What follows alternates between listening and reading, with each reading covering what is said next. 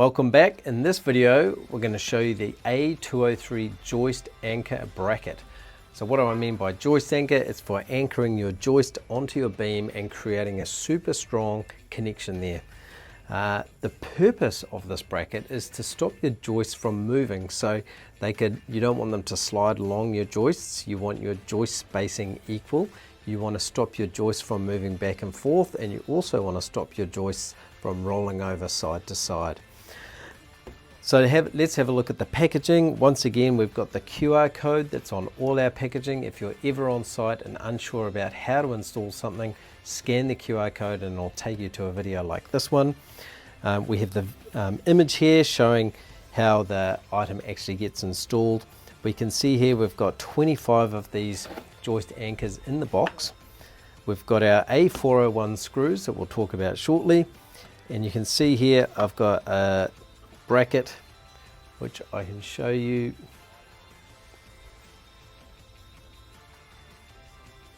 So you can see it's an asymmetric bracket, and we're going to talk to you very shortly about why it's asymmetric. So let's take a look at the A203 bracket and how it's installed.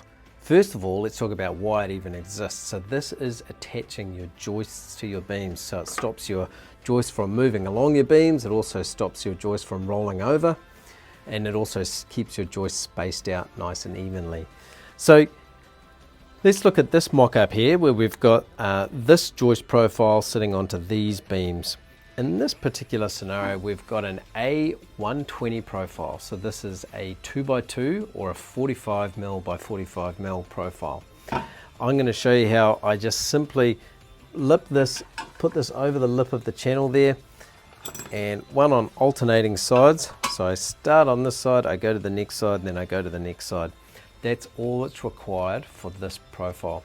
As soon as you go to any kind of joist profile that is a larger size than this, so that I'm talking the A130s, 140s, 150s, then you need to put joist anchors on both sides of the channel. So once again, you can see what that looks like here, and I just screw those off.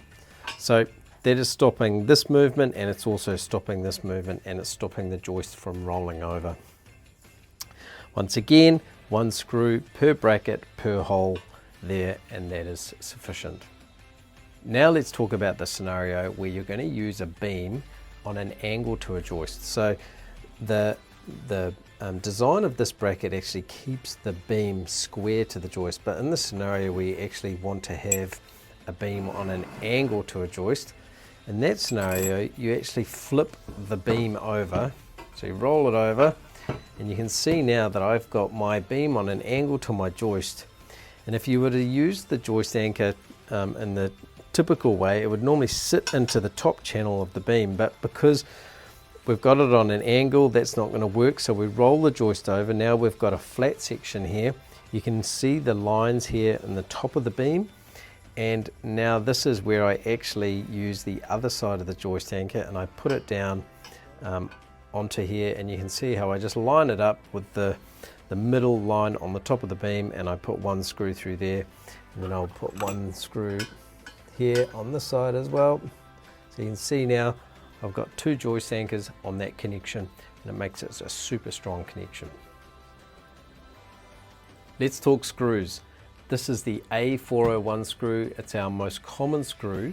It comes in a box of 50, and it's included with all the Qwickbuild frame components in the box. So you get 20% extra screws, and you don't have to calculate these individually. It's already included with the components that you're purchasing. So it is a self-drilling screw. It is a 5/8 length for those of you that are using standard measurements, and a 16mm for those using metric. It's a 304 stainless steel screw with an electrophoresis coating, which means it takes it up to about a 316 in terms of its corrosion resistance.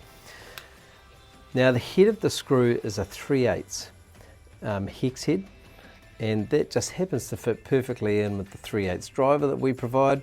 It's a one-handed operation, so you can use this and just drill it straight into the bracket. The other attributes around it is that it actually has a self-drilling tip on it, which means that you've got no pre-drilling required. The other attribute is that it's got a rubber shoulder washer, which is actually soft. Not that soft, but you can see my fingernail digging into it.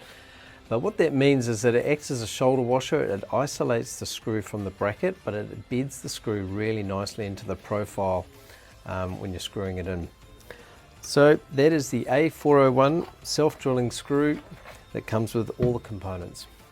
So in summary, you don't need to worry about how to calculate how many screws or brackets or components you need.